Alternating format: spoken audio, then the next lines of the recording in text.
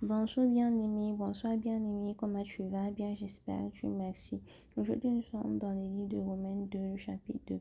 Celui qui condamne les autres se condamne lui-même. Toi donc, que tu sois, qui condamne autrui, tu n'as aucune excuse, car en condamnant les autres, tu te condamnes toi-même, puisque toi qui les condamnes, tu te conduis comme eux.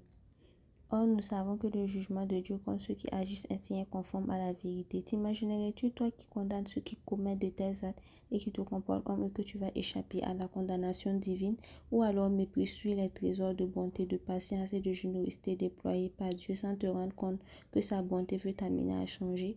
Par ton atténuement et ton refus de changer, tu te prépares un châtiment d'autant plus grand pour le jour où se manifesteront la colère et le juste jugement de Dieu. Ce jour-là, il donnera à chacun ce que lui auront valu ses actes. Ceux qui, en pratiquant le bien avec persévérance, cherchent la gloire à venir, l'honneur et l'immortalité, recevront de lui la vie éternelle.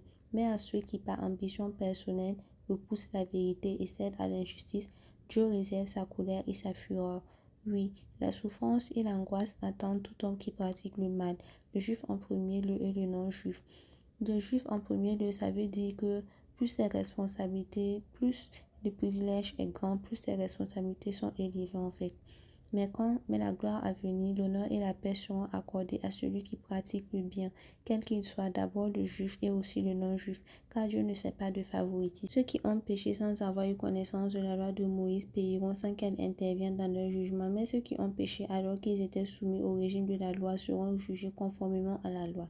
Car ce ne sont pas ceux qui se contentent d'écouter la lecture de la loi qui seront justes aux yeux de Dieu. Non, seuls ceux qui appliquent la loi sont considérés comme justes. En effet, lorsque les païens qui n'ont pas la loi de Moïse accomplissent naturellement ce que demande cette loi, ils se tiennent lieu de la loi eux-mêmes, alors qu'ils n'ont pas la loi.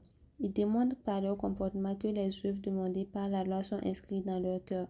Leur conscience en témoigne également, ainsi que les raisonnements par lesquels ils s'accusent ou s'excusent les uns les autres. Tout cela paraîtra le jour, conformément à l'évangile que j'annonce. Dieu jugera par Jésus-Christ tout ce que les hommes ont caché. Les juifs sont coupables devant Dieu. Eh bien, toi qui te donnes le nom de juif, tu te reposes sur la loi. Tu fais de Dieu ton sujet de fierté. Tu connais sa volonté. Tu juges de ce qui est meilleur parce que tu es instruit par la loi. Tu es certain d'être le guide des aveugles, la lumière de ceux qui errent dans les ténèbres, l'éducateur des insensés, l'enseignant des ignorants. Tout cela sous prétexte que tu as dans la loi l'expression parfaite de la connaissance et de la vérité. Toi donc qui enseignes les autres, tu ne t'enseignes pas toi-même, tu prêches aux autres de ne pas voler et tu voles, tu dis de ne pas commettre l'adultère et tu commets l'adultère, tu as les idoles en horreur et tu commets des sacrilèges, tu es fier de posséder la loi, mais tu déshonores Dieu en y désobéissant. Et ainsi comme le dit l'Écriture, à cause de vous juifs, le nom de Dieu est outragé parmi les païens. Assurément, être circoncis a un sens à condition d'appliquer la loi. Mais si tu désobéis à la loi, être circoncis n'a plus de valeur que d'être incirconcis.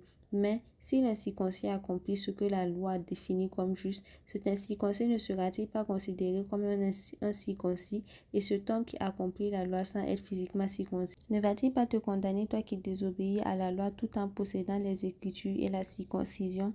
Car ce n'est pas ce qui est visible qui fait le juif, ni la marque visible dans la chair qui fait la circoncision, mais ce qui fait le juif, c'est ce qui est intérieur. Et la vraie circoncision est celle que l'Esprit opère dans le cœur et non celle que l'on pratique en obéissant à la lettre de la loi. Tel est le juif qui reçoit sa louange, non des hommes mais de Dieu.